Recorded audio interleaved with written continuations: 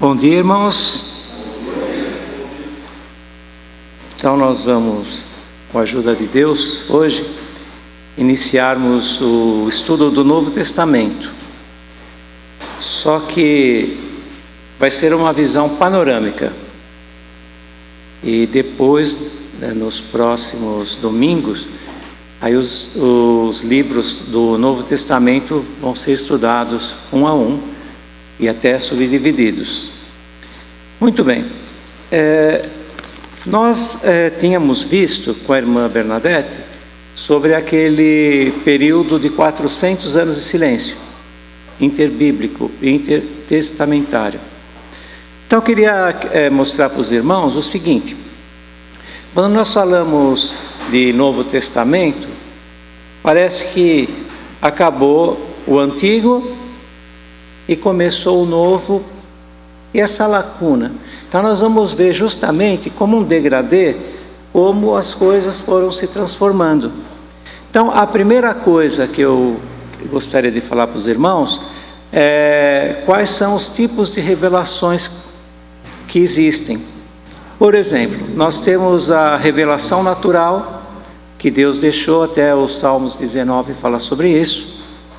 Nós temos aquela revelação, que é aquela lei moral dentro de nós, é nosso tribunal interior, que Deus já deixou para que o homem possa se conduzir moralmente.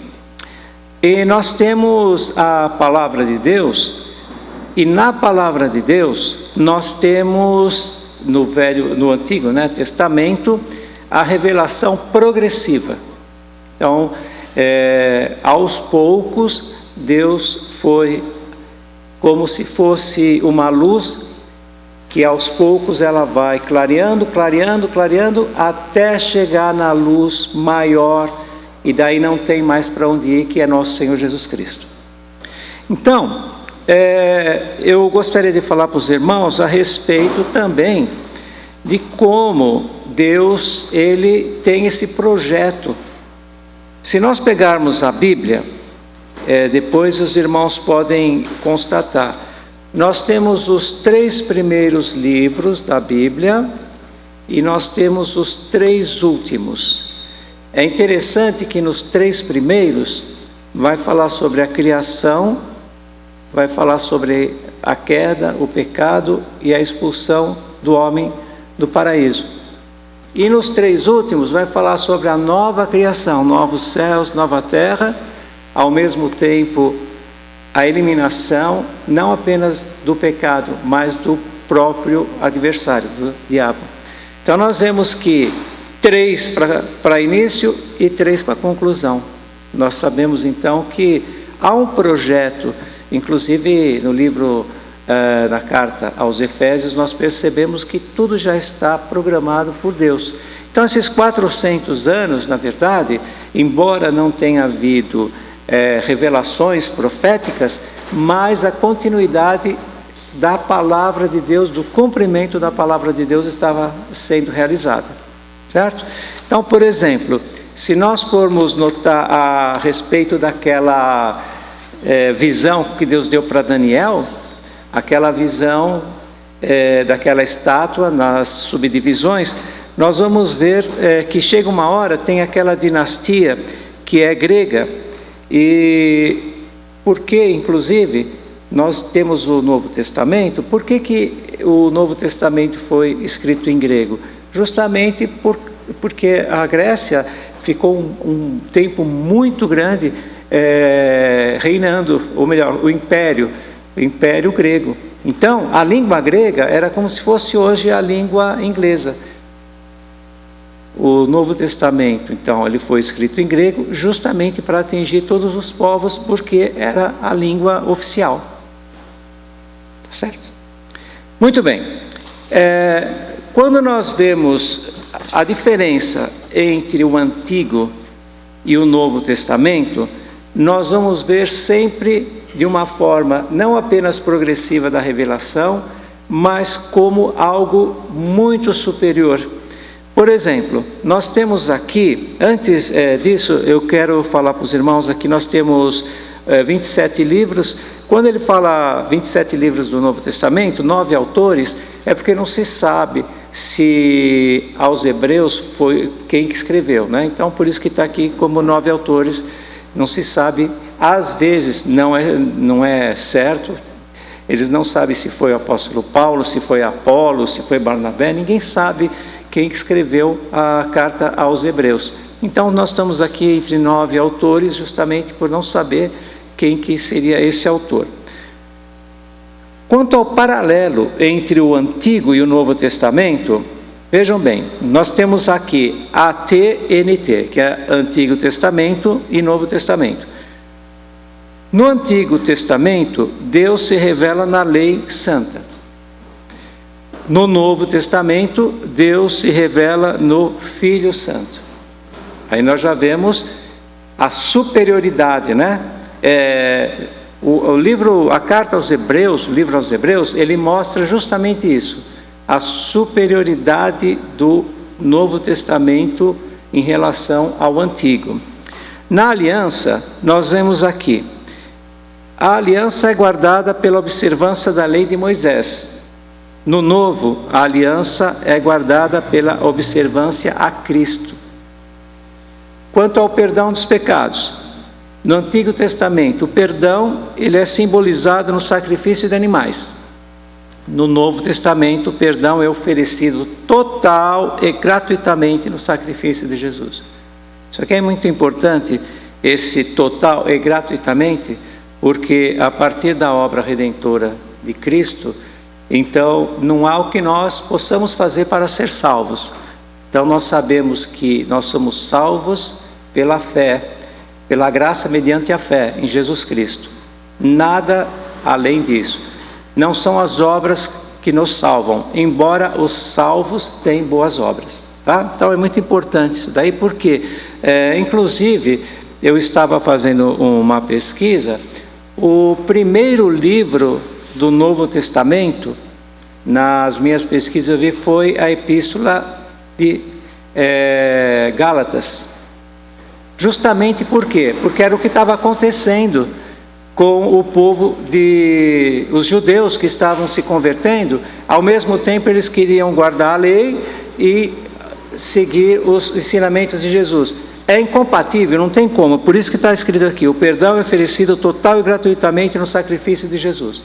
Tá? Então, como nós temos Mateus como primeiro livro, pode às vezes podemos pensar que é o primeiro livro mesmo, é assim que foi cronologicamente. Não, foi essa epístola do apóstolo Paulo aos Gálatas, em que ele está justamente confrontando com os judaizantes em relação a isso que nós vimos agora, novamente, tá?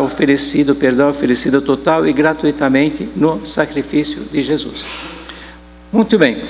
É interessante que quando nós estamos lendo o primeiro livro, no caso da nossa sequência, que é Mateus, nós vemos vemos itens que nós não vamos encontrar no Antigo Testamento. Por exemplo, sinagoga, fariseus, saduceus, zelotes, essênios. Quando nós vemos escrito sinagoga, que é falado já no Novo Testamento, a sinagoga, ela começou justamente já na época da diáspora judaica e continuou também nesse período de silêncio. Então, nós vemos, por exemplo, fariseus. Quem eram os fariseus e os saduceus? Eram seitas. Essas seitas, nessa época dos 400 anos, era justamente nesse período que houve essas seitas judaicas. Tá? Então, nós temos os fariseus, eram opositores dos saduceus, e eles criam numa lei oral também. Então, por isso que o Senhor Jesus fala, ouvistes o que foi dito, até o pastor Elias falou sobre isso, né? Ouvistes o que foi dito, não o que foi escrito. Então, ou seja, além da lei, que já era enorme, os cumprimentos, mais de 600 mandamentos, 613, né, salvo erro, ainda tem a lei oral. Então, o que acontece? Era um povo extremamente focado a leis, e engessado totalmente nas leis, né? Agora, no caso dos saduceus, também era uma seita, e essa seita aqui, aproximadamente 200 a 150 anos antes de Cristo, até 70 anos depois de Cristo. Nós temos também os zelotes. Os zelotes, sim, foi na época justamente do Novo Testamento, que eram aqueles, digamos, movimento político-religioso. Esse movimento político-religioso, eles eram contra Roma e qualquer judeu que estivesse a favor de Roma. Agora nós temos os essênios também, que praticamente nós não vemos escrito no Novo Testamento, mas era o que? Era um grupo asceta. Até muitos têm como uma ideia, assim, mais ou menos, que a forma de João Batista ser aquela pessoa asceta, aquela pessoa no deserto, totalmente fora da civilização, digamos assim, um ascetismo muito forte, uma religiosidade muito forte e fechada, os essênios eram nessa linha, basicamente, como nós vemos João Batista.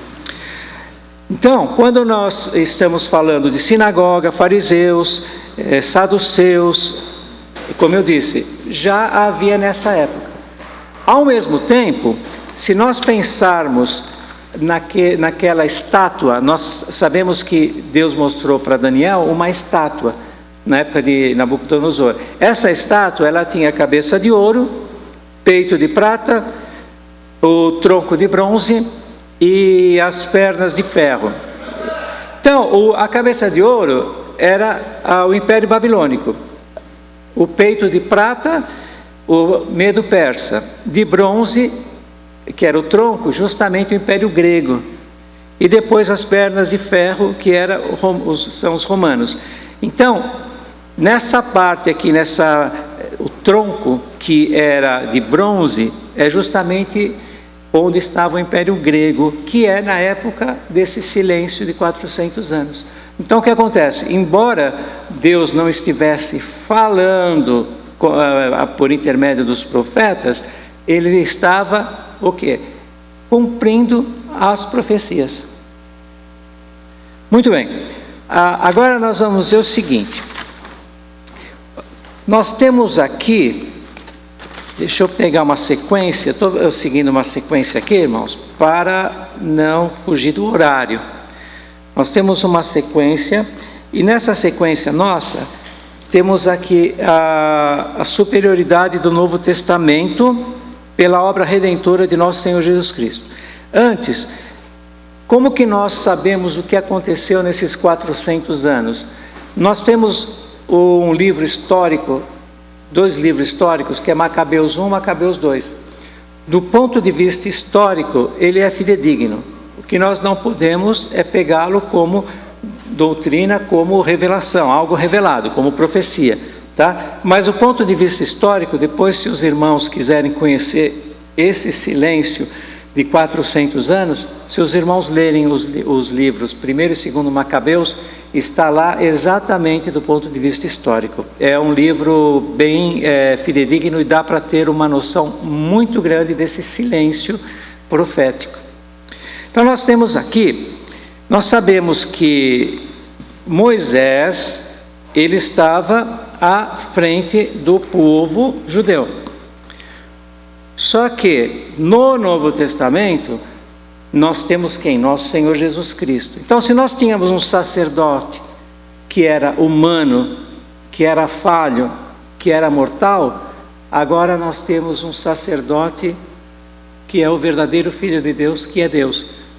Por isso que no livro aos Hebreus, eu vou mostrar para os irmãos aqui, eu vou ler algumas partes. Tudo que nós estamos vendo aqui da superioridade do Novo Testamento pela obra redentora de nosso Senhor Jesus Cristo, essa lista aqui que eu fiz, é justamente esta parte que eu vou ler para os irmãos. Então, nós vamos ver como que Deus, em Jesus Cristo, chegou à última, digamos assim, ao ápice da revelação e também da perfeição em relação a como conhecermos a Deus. Então, assim, se alguém tiver a Bíblia, quiser acompanhar, a Epístola aos Hebreus, no capítulo 1. No capítulo 1 diz assim: Cristo, como Filho de Deus, é superior aos anjos. Havendo Deus antigamente falado muitas vezes e de muitas maneiras aos pais pelos profetas, a nós falou-nos nestes últimos dias pelo Filho. Quando fala assim, falado muitas vezes de muitas maneiras, é porque Deus podia falar em sonhos, Deus podia falar em revelação, e até por Turim e Umim, isso, né? Turim e Umim, que eram aquelas pedras dos sacerdotes, que era mais ou menos para saber resolver determinadas questões. Então eles tinham essa forma também como saber a vontade de Deus. Então, quando diz aqui, havendo Deus antigamente falado muitas vezes e de muitas maneiras, é justamente sobre isso, em sonhos, revelações e etc. Aos pais pelos profetas, a nós falou-nos nesses últimos dias pelo Filho, a quem constituiu herdeiro de tudo, por quem fez também o mundo. Então, vejam só, tudo que há foi feito por Deus com Cristo, todas as coisas foram feitas por Ele e para Ele. Então, por isso que fala herdeiro de tudo, porque tudo é dele. Inclusive, nós mesmos, sendo irmãos de Jesus Cristo, nos tornamos irmão, filho de Deus, por intermédio de Jesus, e irmão, então, tem muitos herdeiros, ok? Justamente isso, mas ele é herdeiro de tudo, não só dos próprios irmãos que foram agregados à família de Deus, do Senhor Jesus. Então, é herdeiro nesse sentido, herdeiro em todas as formas, tá? O qual, sendo resplendor da sua glória e a expressa imagem da sua pessoa, ou seja, não há revelação maior do que essa, e sustentando todas as coisas pela palavra do seu poder. Vejam só, quando fala sustentando todas as coisas pela palavra do seu poder, quer dizer o seguinte: Deus, ele não fez o mundo, não fez como uma máquina, deu corda e deixou lá. Não. Deus, Jesus Cristo, é que sustenta o mundo em todo o seu funcionamento. Então, quando diz assim, sustentando todas as coisas pela palavra do seu poder, é justamente isso. Ou seja, o mundo, o universo, não é algo mecânico que Deus deixou lá e falou, agora se virem. Não. Tudo o que está acontecendo está justamente sendo observado, e não somente observado, sustentado por Deus. Aí diz assim: havendo feito por si mesmo a purificação dos nossos pecados, assentou-se à destra da majestade nas alturas, feito tanto mais excelente do que os anjos. No Velho Testamento, o Antigo Testamento, era muito comum a aparição de anjos, e esses anjos que davam, muitas vezes, eles até se opunham contra os inimigos do povo de Israel. Aqui nós temos quem é muito superior aos anjos, que é Jesus Cristo. Então aí nós vamos vendo a superioridade, tanto do sacerdote, como na época que eram os anjos, agora é o próprio Filho de Deus.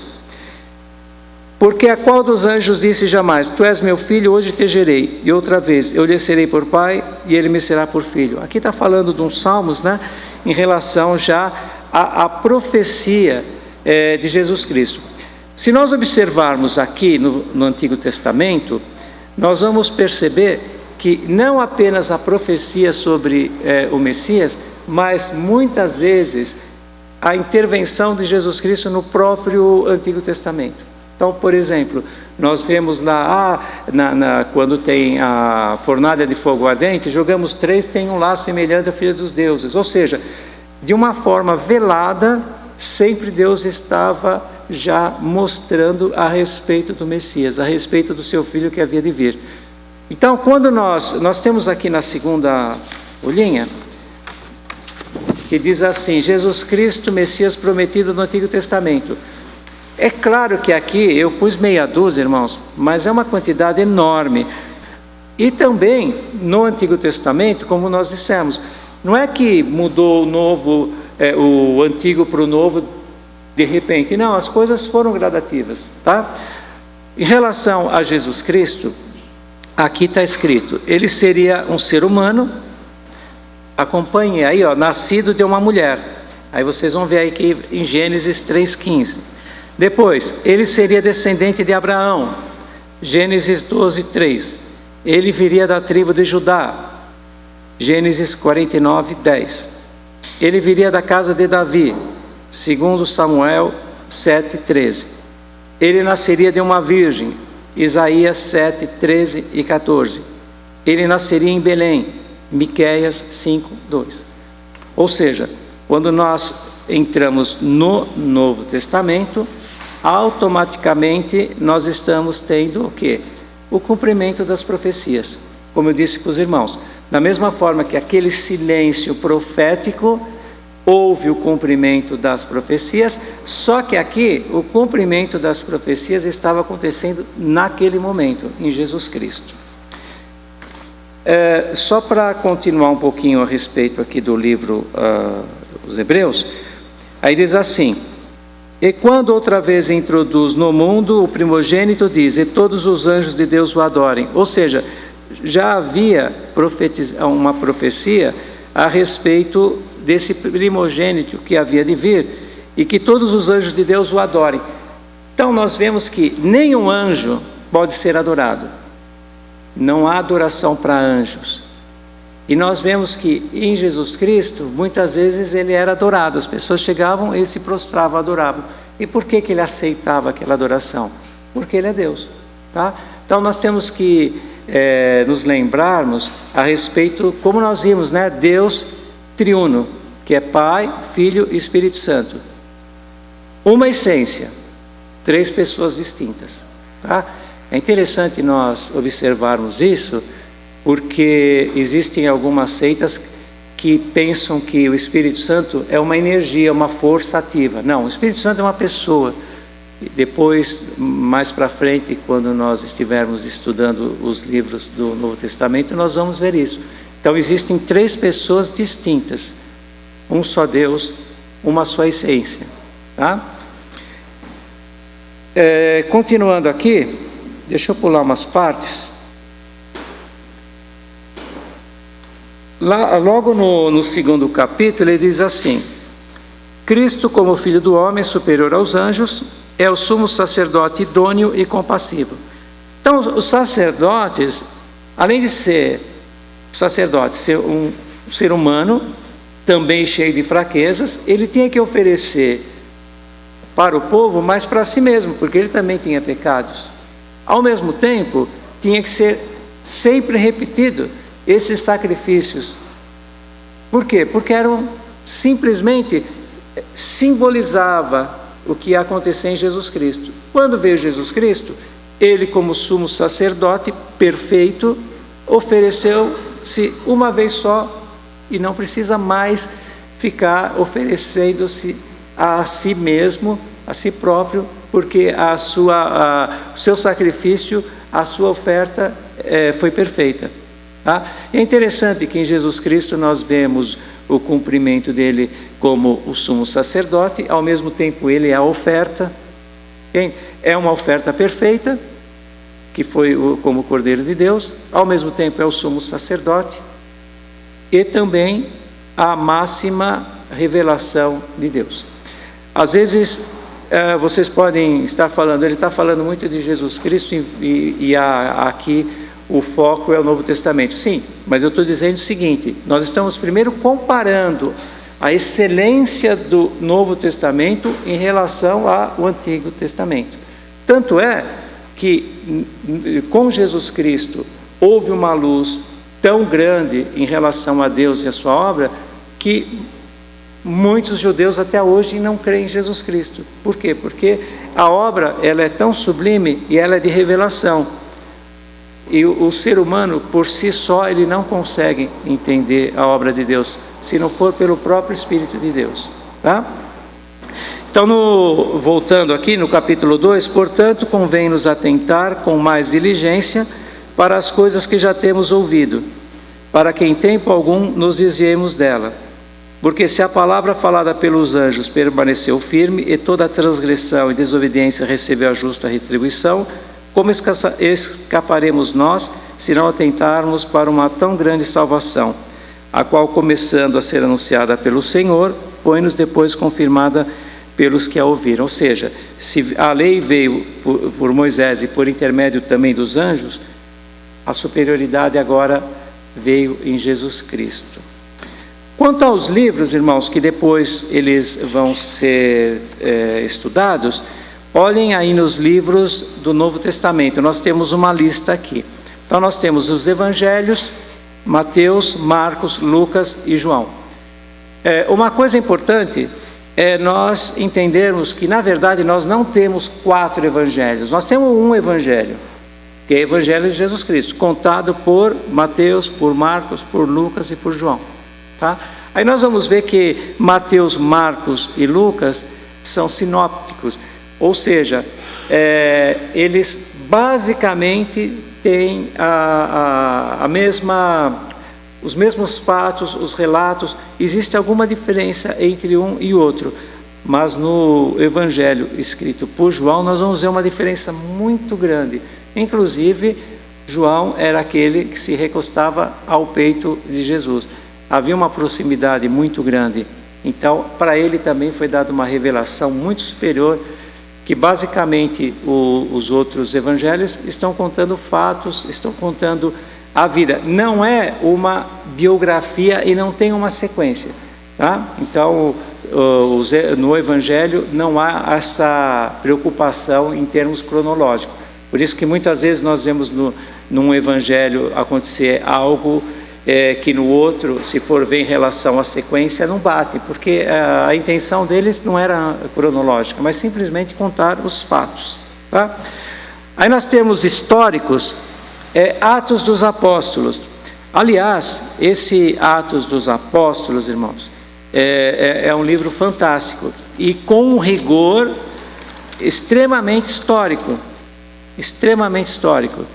Nós vamos, inclusive, logo no início de Atos, se nós pegarmos no primeiro capítulo, em relação a essa parte histórica, diz assim, em Atos, o capítulo 1. Fiz o meu primeiro tratado, ó Teófilo, acerca de tudo que Jesus começou, não só a fazer, mas a ensinar. Até o dia em que foi recebido em cima. Bom, quando ele está dizendo aqui, aqui sim, ele vai mostrar de uma forma cronológica, um rigor muito grande do ponto de vista histórico. Então, quem quiser realmente conhecer como, a partir da ascensão do Senhor Jesus, como foi o movimento histórico cronológico, nós temos o livro de Atos, e também em Lucas, né, porque quem escreveu Atos foi Lucas. Se nós observarmos o primeiro capítulo de Lucas, diz assim: tendo, pois, muito empreendido pôr em ordem a narração dos fatos que entre nós se cumpriram, segundo nos transmitiram os mesmos que os presenciaram desde o princípio e foram ministros da palavra. Vejam bem, pareceu-me também a mim conveniente descrevê-lo a ti, ó excelente Teófilo, por sua ordem, havendo-me já informado minuciosamente de tudo desde o princípio. Tá? Então é um rigor histórico muito grande, depois os irmãos podem conferir. Aí depois nós temos as cartas paulinas. As cartas paulinas, vocês estão vendo aqui que elas são divididas em doutrinárias e pastorais.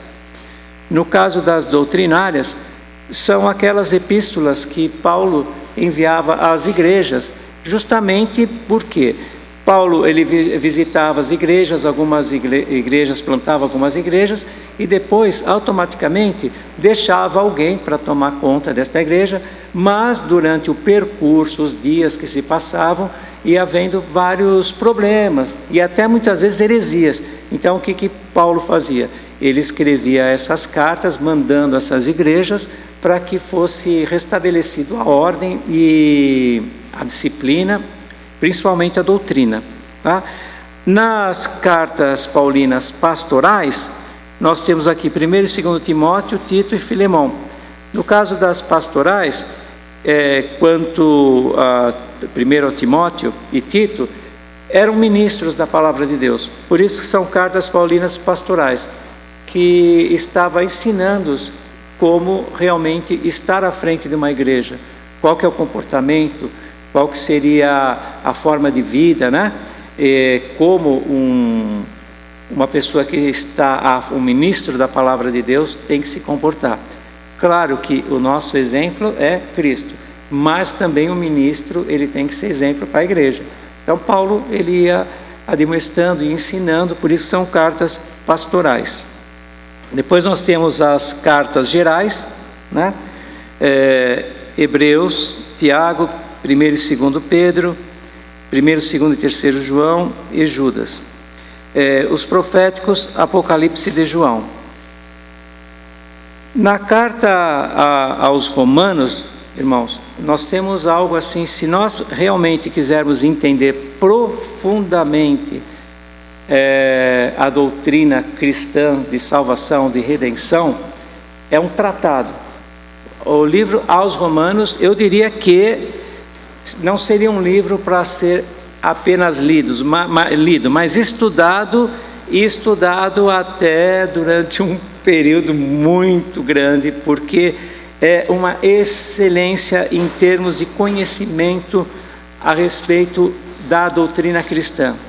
Então, quando os irmãos puderem estudar esse livro, nós vamos ver inclusive uma parte principal. Nós vamos ver aos Romanos, no capítulo 1, no versículo 16 e 17. Aqui é a chave, ponto máximo, a justiça pela fé, o assunto da epístola.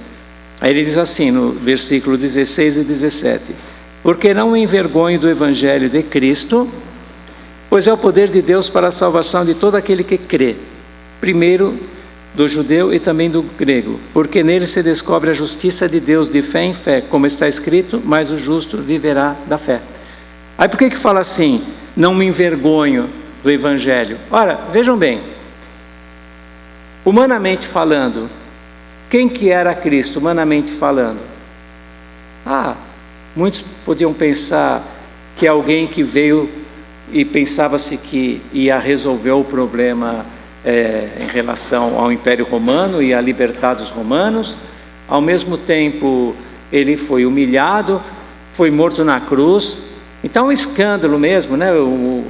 Como que o meu Messias, que é aquele esperado num cavalo branco, num trono de ouro, todo chega da forma como veio nosso Senhor Jesus Cristo, tá? Só que eles não entenderam na luz. Essa forma foi a primeira, depois ele vem na segunda vinda com toda a sua glória e honra, né? Aliás, já foi dado a ele todo o poder e toda a glória. Então aqui no livro aos Romanos, na carta, nós temos no capítulo 1, versículo 16 e 17, esta parte mais importante, tá? Os irmãos estão conseguindo acompanhar? Irmãos, uma coisa assim importante, eu que vim de uma igreja que não tinha a tradição da leitura das Escrituras, eu aprendi e não consigo sair dessa linha. Tudo que eu vou mostrar eu preciso ler na palavra de Deus, para não errar, porque eu lendo aqui não vou errar, certo? Então quando os irmãos veem que geralmente sempre quando eu vou expor as aulas no estudo bíblico, eu vou pegar a Bíblia, porque eu já há muito tempo, graças a Deus, Deus me abriu a mente para que é dessa forma que nós temos que ser, tá? Muito bem. Eu queria mostrar para os irmãos a respeito daquela luz que eu falei, né? Aquela luz que começa tênue até aquele holofote. Se nós observarmos na segunda epístola universal do apóstolo Pedro, na segunda, no capítulo 1, no versículo 19, diz assim, ó: e temos muito firme a palavra dos profetas, a qual bem fazeis em estar atentos, como há uma luz que alumia em lugar escuro, até que o dia esclareça, e a estrela da alva apareça em vossos corações. Então nós vemos aqui, né, em relação àquela parte progressiva, que isso é escritural, tá? Muito bem. Agora, o que foi a lei? A lei, ela era só uma sombra. Na verdade, o que Deus queria, a concretização mesmo de Deus, seria em Jesus Cristo. Mas havia aquele período antes de chegar ao Senhor Jesus. Se nós observarmos, para terminar, na Epístola aos Hebreus, no capítulo 10, diz assim, logo no primeiro versículo: porque tendo a lei a sombra dos bens futuros, e não a imagem exata das coisas, nunca pelos mesmos sacrifícios que continuamente se oferecem cada ano, pode aperfeiçoar o que a eles se chegam. De outra maneira, teriam deixado de se oferecer, porque, purificados uma vez os ministrantes, nunca mais teriam consciência de pecado. Tá? Então, irmãos, eu vou, para terminar mesmo agora, eu vou só fazer uma retrospectiva do que nós vimos. Eu falei para vocês a respeito da revelação, né, que há 4 tipos de revelações, que é a revelação natural, aquela que nós vemos na natureza, que tudo é uma perfeição, tudo um equilíbrio. Isso daí já dá para o homem ter uma consciência que há um Deus sobre todas as coisas. Depois da lei moral, que é aquilo que o homem já nasce, ele sabe o que é certo e errado. O próprio coração dele, no coração dele, Deus já colocou um tribunal interior nele, né? E a palavra de Deus. Vamos pensar nessa palavra de Deus em relação ao Antigo Testamento, que é uma revelação progressiva. E a revelação especial, quem é? Veio com o nosso Senhor Jesus Cristo. Tá? Então foi dito isso. Depois eu falei para os irmãos, antes de entrar no Antigo Testamento, eu falei daqueles termos que muitas vezes aqueles termos que nós não encontramos no Antigo Testamento. O que é? Sinagoga, fariseus, saduceus, zelotes, essênios, nós não encontramos. Mas naquele período interbíblico nós temos, e também quando entra no Novo Testamento, principalmente logo em Mateus, nós vamos ver falar sobre sinagoga, fariseus. Então não é algo assim, porque parece estranho, né? Até a irmã Bernadette tinha falado para mim, nós não vemos isso no Antigo Testamento, justamente porque foi essa época de silêncio, só que as coisas aconteciam, tá? Então, aí chega em Mateus, já isso é normal. E também essa escrita em grego, por quê? Porque o Império Grego esteve dominando durante muito tempo. Automaticamente as pessoas, se quisessem que a sua escrita tivesse uma repercussão maior, iria escrever em grego. Mesma coisa agora, se eu faço um livro em português, eu não vou ter uma projeção tão grande se fosse feito em inglês. Por quê? Porque o inglês é a língua, né, universal. Tá? Aí depois nós fizemos um paralelo, aí sim, nós fizemos um paralelo entre o Antigo e o Novo Testamento. Então nós falamos sobre aliança, nós falamos sobre perdão, e depois algumas revelações que estavam no Antigo Testamento a respeito de nosso Senhor Jesus Cristo. Falamos sobre os livros do Novo Testamento, só citamos, né? Alguns que eu falei um pouquinho a mais, mas vão ser depois estudados. Aqui nós temos 2 perguntas. A primeira pergunta eu vou explicar para os irmãos, parece assim um pouco simples, mas eu vou explicar o porquê. Você conseguiu compreender a superioridade do Novo Testamento em relação ao Antigo? Há alguma dúvida?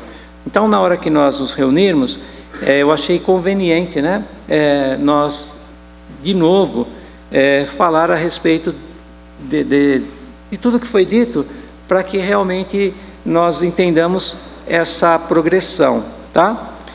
Aí depois, você consegue enxergar a atuação da Trindade nos 2 testamentos? Onde estão escritas? Parece que foge do tema. Não, como eu falei para os irmãos, nós temos no Antigo Testamento, já se falava sobre o Espírito Santo, só que essas expressões, por exemplo, Trindade, ninguém vai ver essa palavra na Bíblia, tá? São nomenclaturas, mas nós sabemos o significado. Então nós vamos ver que de uma forma velada, o Senhor Jesus apareceu, entre aspas, várias vezes no Antigo Testamento. Então, por isso que eu falei, você consegue enxergar a Trindade? Onde estão escritos? Muito bem. Termino por aqui. Espero que de uma forma, né, bem rápida os irmãos tenham entendido, e peço para o pastor Elias, a irmã Iracema também, ou completar, ou corrigir alguma coisa que porventura eu tenha escorregado. Obrigado, Deus abençoe a todos.